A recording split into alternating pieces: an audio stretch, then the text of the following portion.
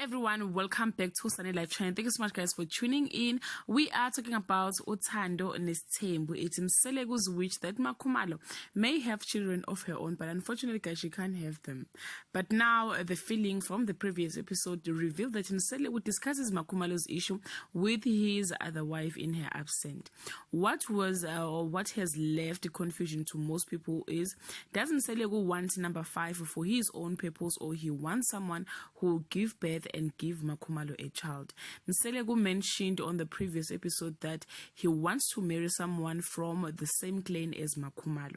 In one of the episodes, MaKhumalo asked jokingly, when is number 5 coming? Muntuza, known as MaYeni, responded by saying she don't know, but when she comes, she will pack her bags and live with her kids. She will be actually giving MaKhumalo and number 5 a chance to have many children as they want. This statement didn't sit well with MaKhumalo, as she can't have children.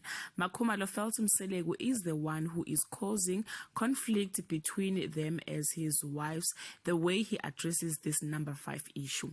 MaKhumalo decided to call her sisters just to discuss her pain. Their advice was she must just wait for God's miracle, because there is no woman who can purposefully marry someone in order to give birth for his wife. It's not possible, guys, at all. And guys, this is beyond MaKhumalo's control, and it's very painful. From your cultural knowledge and experience, what is the correct and acceptable approach that can help MaKhumalo in this matter?